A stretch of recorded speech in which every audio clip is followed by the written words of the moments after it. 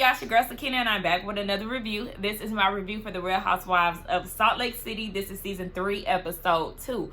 Oh yeah, I did want to mention to y'all that I did mention in my last review that I am very interested in Beverly Hills and considering doing it for the next season that the girls come back. And somebody suggested in the comments that I do the reunion. So y'all let me know in the comments if y'all are interested in me covering the Housewives of Beverly Hills reunion.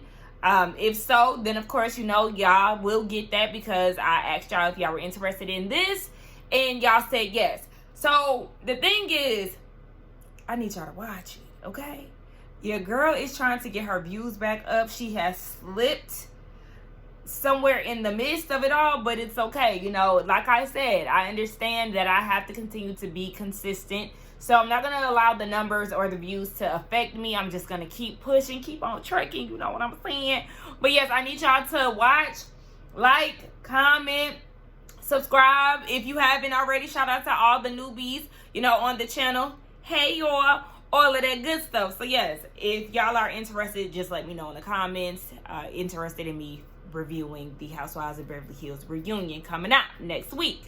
All right, so let's go ahead and get into this episode of Salt Lake City. Now, it opens up with Jen, and she's talking to her mom, and they're having a conversation about how Jen had to do a mock trial and sit through it silently because it was the prosecution side of it. So she was like, you know, it's hard for people to say things that aren't true. She only stormed out twice. I said, only? Girl, you should have just sat there, you know, and dealt with it. But she's having a hard time. Her kids are having a hard time, too. Coach walked into Omar's room the other day, and he was crying because he just can't imagine being without his mama. So, of course, that gets her and her mom emotional. And she was saying that, you know, she can't imagine living without her kids. But my thing is, were you thinking about your kids when you were scamming the old people, allegedly? Okay? That's the thing. When people start doing these crimes and y'all scared to do the time, y'all need to start thinking about y'all families. Y'all should have been thinking about that to begin with. One, your freedom and how it will affect the people around you that support you, need you, and love you. Hello? I mean, girl, yes. So you sitting here talking about you innocent, but sis, you pled guilty. And then you're saying this, but yet you're the only one out of your squad that is going to trial. Stewart already pleaded guilty. You are the only one fighting for your life, fighting for your freedom. Oh yeah, and then we got into the taglines this episode as well. I feel like Whitney and Meredith, they had the best taglines. Everybody else, I feel like the worst tagline, it was Heather. But Lisa, her tagline sucked too. Because, girl, who was stabbing you in the back? Get out of here. Anyway, Jen, sis, I understand you're going through a hard time. Maybe you need to stay off social media because you feel like the people's opinions are really getting to you to where you're having thoughts of hurting yourself. Sis, stay off them blogs. Stay off of Twitter because people are definitely going to give their opinion, especially when they feel like they have enough evidence to prove that you, in fact, did this to the elderly. So, sis, Whitney and Meredith, they get together at Whitney's house, and Whitney is shocked and surprised that Meredith even wants to come to her house because she was like, she ain't never had time for me before, but I guess since she done dropped her brunette sister, she got time for the blondes. So here she is over at the house with the charcuterie board, and I was like, look, now, you sitting here dog training your dog, and you was petting him and stuff. Did you wash your hands while you was instructing your kids to wash their hands from walking outside? And then she was like, it was a nice day outside, so she made the kids walk home. But y'all outside with blankets and thick Sherpa jackets. Like, I'm confused. Okay? Yeah, just wash your hands before you get to picking over the damn crackers and cheese and grapes. Anyway, of course, the topic of discussion becomes Lisa. And Meredith is saying that she had a good time at Jen's birthday, but she's trying to figure out how they even got there to where they are because, you know, Lisa pretty much has talked about everybody within the group. Production gave us a flashback of all the times that she's talked about all the girls. And she was like, I feel like it's funny that she talks about people Yet there's rumors going around about her too. Of course, Whitney wants to know what the rumors are. And she was like that she had been, exchanging sexual favors in order for people to buy into Vita Tequila. And she was like, but it's absurd. I don't believe I hear it, but I feel like it's absurd. And here comes Whitney. Well, it may sound absurd, but I've actually heard that rumor too. Child, they always hearing the same rumors. And she was like, there's this big wealthy guy that they're friends with in Utah. He has a lot of money, and she heard that Lisa slept with this man for him to invest in Vita Tequila. But if you felt like you didn't want this to get out, then why did you say it? Why y'all supposedly feel bad, but y'all are saying these things? Now, I'm not trying to defend Lisa, but it's just like, y'all don't feel that damn bad. Cut the crap. Like, really, stop.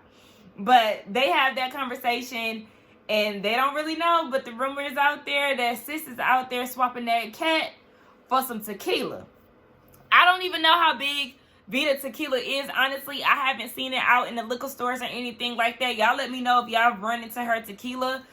I just know I haven't. Not saying that it's not popping or anything like that. Maybe it's something that's big out on the West Coast, but I haven't come across it here in the Atlanta area. So, I mean, I ain't looking for it either, to be honest. But Heather's, not Heather, what's her name? The other blonde. Whitney, she was saying that, she has a soft spot for Lisa. When she was doing her healing with her healer noticed that there was a block. And she was like, yeah, it's Lisa. She just came in my head. I'm looking at her as this big, mean girl. But, she feels like she needs help and all this. I'm like, y'all really be pressed to be this woman's friend. Now, granted, I did say first season, I do feel like there is a nice side. I think I even said this last season. I do feel like Lisa has a very nice side to her. But, yeah, I just feel like the blondes, Lisa has a chokehold on them. They really go the extra mile to be her friend. And it's creepy to me. Like, y'all really, we know Heather has acceptance issues. Like, she wants to be accepted by any means. And obviously, Whitney got some of that in her, too. To where you doing a personal healing, and your first thought is, it's Whitney? I mean, goddamn all these damn names. Lisa. It was just weird. It's weird to me, so she was like, we're taking this trip to Arizona. I'm taking over. I want us to be on some healing shit for real, for real. So, y'all tried to be on some healing stuff last year. And y'all know where that got y'all. Nowhere. Lisa's with her son, and they're talking about college. And baby boy ain't having it. He's not interested in school. He feel like he already got it all figured out. He has his own business. Go to school for what? And I understand where he's coming from as far as you not needing a college degree to be successful these days. That's not something that is required in a lot of positions. If you're starting up your own business, things like that. Like, there's so many different ways that you can make money, and a college degree isn't something that is necessary. But with him having his own business, of course, which was because of his parents, I feel like he should at least do like 2 years, like a little 2-year college or something, so he can further understand business. Like, maybe get you a little business degree so you can have knowledge of what it is that you're doing, because you don't want to be blind to it. You don't want to just rely on your parents. Like Lisa said, you haven't completely taken over. You're still relying on your parents. So, I mean, it's ultimately his life. I do feel like if he really does care about his business, then he should definitely invest in getting to know the business side on the educational level. But like I said, I'm a college dropout, boo. Okay? I mean, but I also work for corporate America. And I'm not out here making it rain. Okay? It's not money showers around here. But I'm trying to get these multiple streams. This is a multiple stream right here. So, I do what I can. But yeah, he got his own business. I feel like he should definitely pour into that, and that would show that he is really serious about, the craft of his business. But I don't know. I ain't got no kids. I'm just saying my opinion. Okay, so we get this scene with Whitney. She's visibly not okay.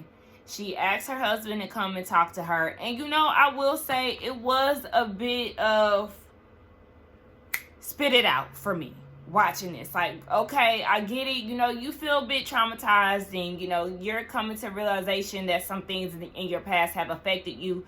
But it's just like, can you imagine the anxiety that your husband is going through, the anticipation? He doesn't know what you're getting ready to say. And you're like, I don't know where to start. And he's like, well, just start somewhere. And I'm like, right, just start somewhere. So she was like, she spoke to her brother. At first I thought it was something bad about her brother or something bad about her dad or something.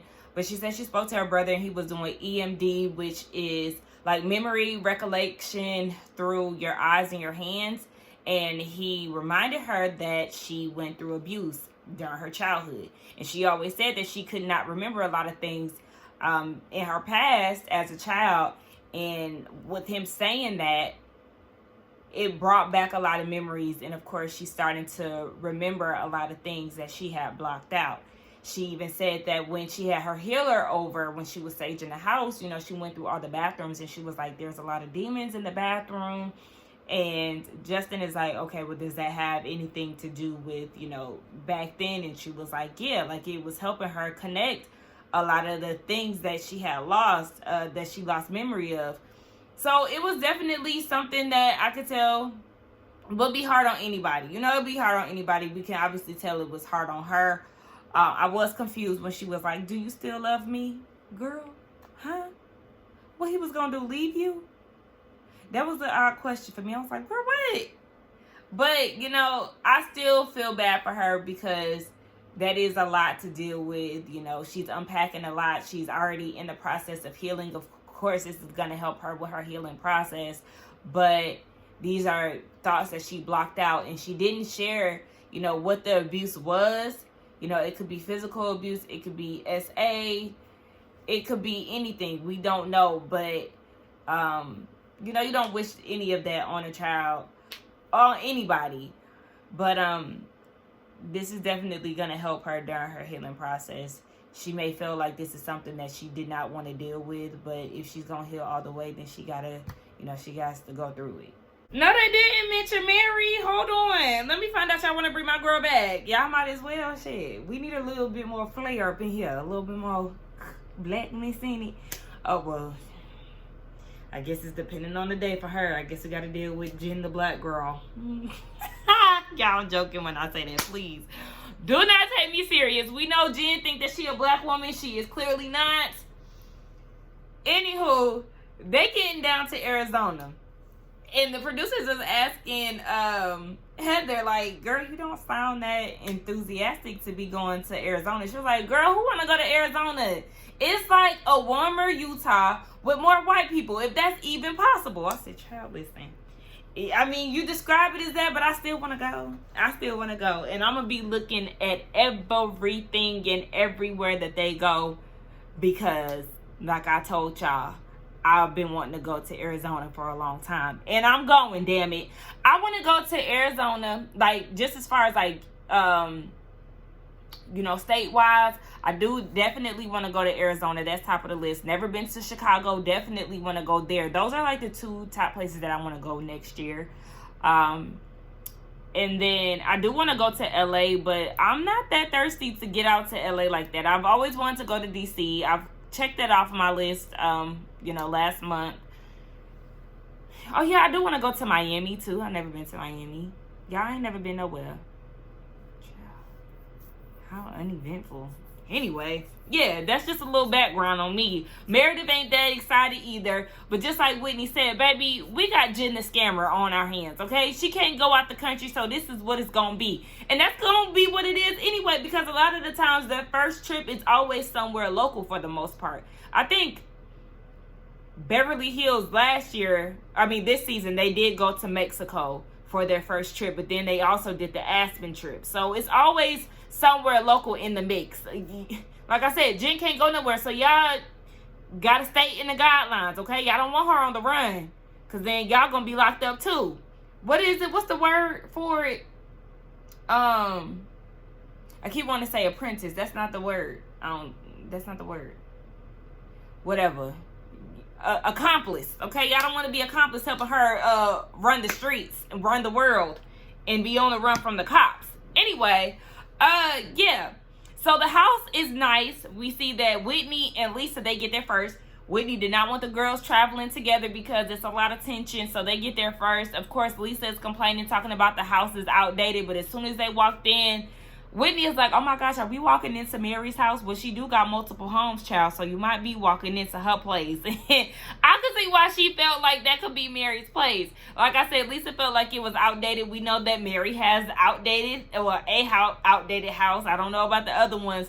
But Whitney is missing Mary, and she is bringing her up. She brought her up like 3 times in that scene. I said, okay, we even got a little flashback cameo. Bring Mary back.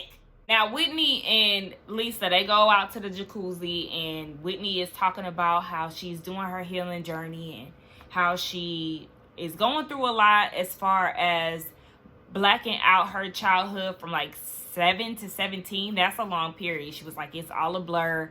You know, she's just going through a lot mentally with that. So then Lisa shares that her and her sister been talking about childhood traumas a lot and how they had to raise themselves because their parents were young and having young children. And of course, you know, that conversation led to how she felt about Meredith and how she thought that they were going to be best friends forever. She looked at her like a sister, and because she had one little, you know, mistake, now Meredith is looking at her as if they had never been friends for 10 years.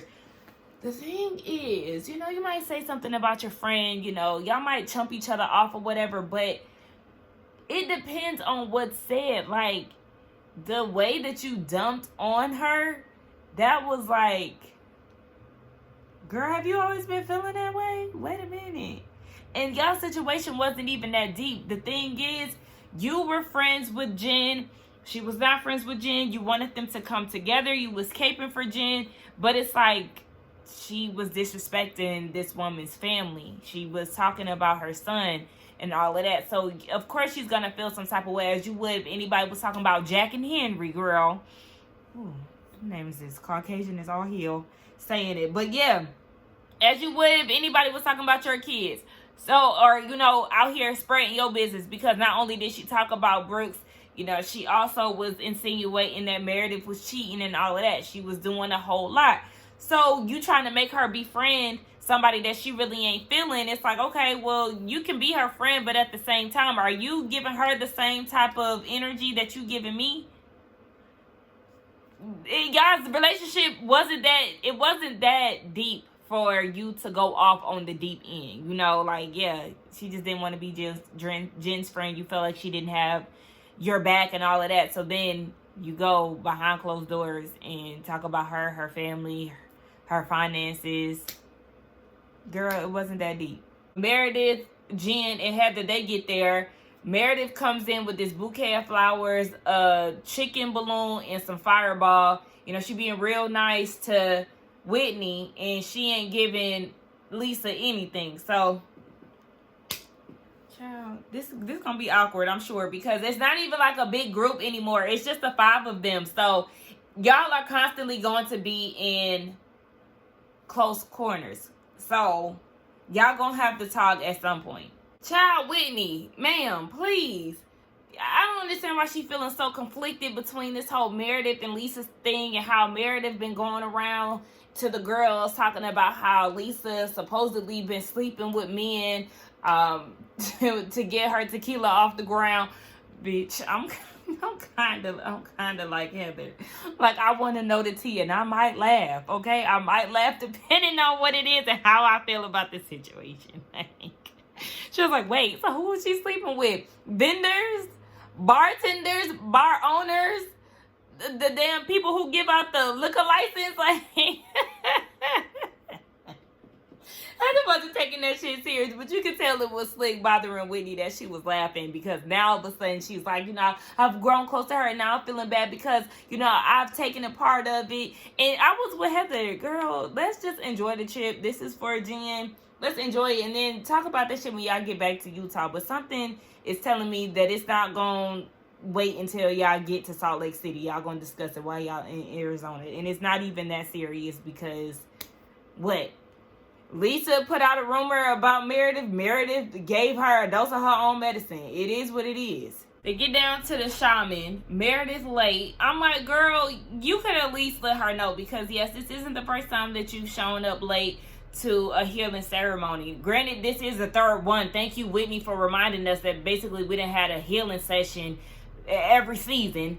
But you're late, and you could at least had enough decency to tell her that you weren't feeling comfortable with it. She in hair and makeup. I need her to get out of them bell bottoms in that tan blazer jacket, girl, because I mean it's fitting for Arizona, because shit. Anyway, yeah, so the ceremony starts. They drink this cacao elixir. Heather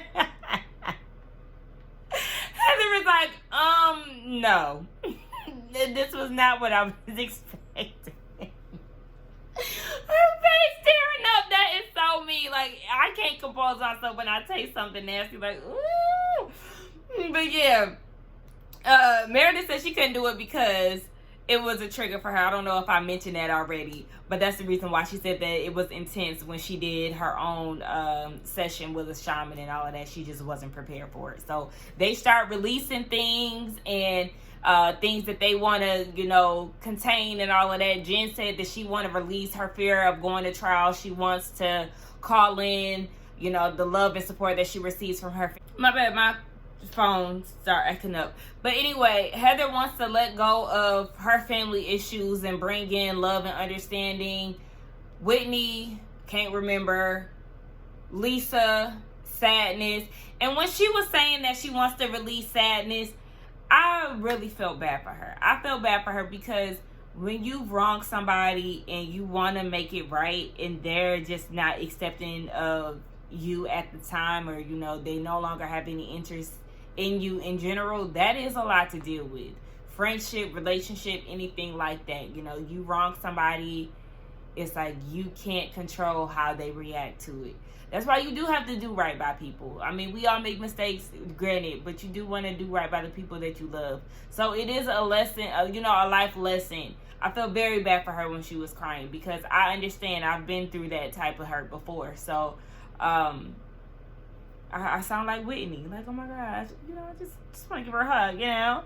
And then Meredith comes out willy-nilly, and yeah, at this point you got to sit next to your good sis, or your ex-good sis Lisa, because you showed up tardy to the damn party. And she, you know, started participating. They laid down, and, you know, the laying down session of the healing got real intense. The girls was crying. They were supposed to be visualizing something, like a place in time or something like that. Jen boo-hooing, Heather boo-hooing, Whitney boo-hooing. I realized that the brunettes looking like laying down. Because I thought that Lisa was Meredith at one point. Lisa boo-hooing, and she said that she thought it was about friendship, but then she started thinking about this memory that led to abandonment. She was going up and down a slide, and her dad was like, all right, you know, one more time, and then we leaving. So when he turned his back, she went a good 20 more times, and then that's when she had to go to the park office and was like, yeah, I can't find my parents. Well, girl, part of that is you being hard-headed. Now, I understand, you know, kids, they do what they do, and I can understand both sides. One, you was being hard-headed, and then two, yeah, your parents got 6 kids, and baby, they was treating you like Home Alone. Didn't even notice that you was gone after a while. So, I mean, afterwards, Meredith said that she's triggered because she's in the same place that she was in last year with the same people who used her dad, and her dad's passing. It was a year from that time. She was like, my dad's passing was used against me. Remember, the girls kept questioning whether or not she set up Jen, and, you know, if she was really out there in Colorado for her dad and all of that. She was very triggered by it. Lisa thought she was being her good sis and was like, you know, I used to be that helping hand for you, or whatever. What'd she say? Helping hand, shoulder to lean on, or something. And Meredith shut that shit down immediately. Skirt! No, bitch, you're not my support system. Lisa was like, I mean, I said I used to be. You know what? Then she got her jacket and got the hell on. I said, listen, girl, you should have shut up and just ate your food, because she was not feeling it. And the girl's looking at her like, Meredith. And she was like, bitch, I ain't gonna lie.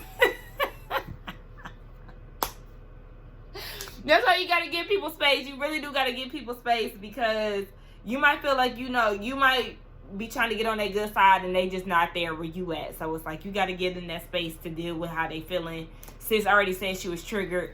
You know damn well you went off on her in that same house.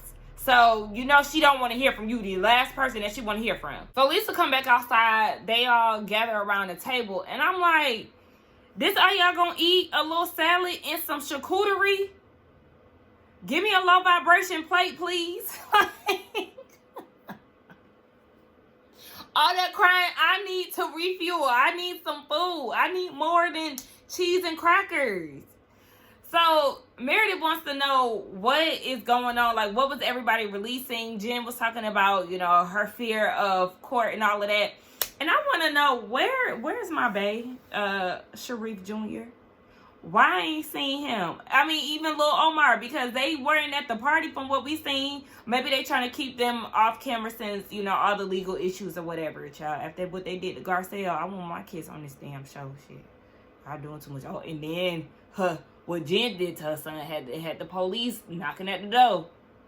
Maybe they decided to just let the kids rest. But I need to see Reefy. Okay, ain't that what y'all call him? Ain't that what the family call him? I'm gonna be a part of the family soon. But yeah, anyway, she was talking about all of that, and then Whitney, she's crying, and they was like, wait, what's wrong? So then she lets them know that she been on a healing process for the last year, and how, you know, abuse had been blocked, but bringing in all these memories. And Heather is like, you've been abused? And Whitney is like, yeah. So when Heather said that to me, I'm like, was she abused by somebody in the church?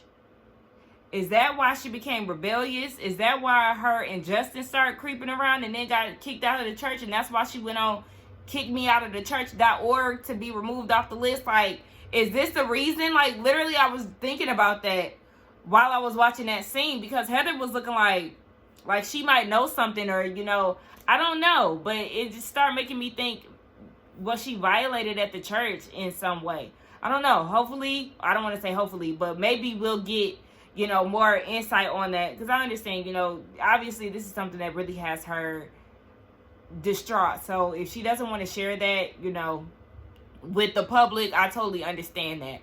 But maybe we'll get more detail on what happened to her later on, either next episode or later on in the season. So I don't know, but that was the end of the episode. Y'all let me know what y'all thought about it. Let's get down in the comments. Don't forget to like, comment, and subscribe to my channel. And I will see y'all in the next one.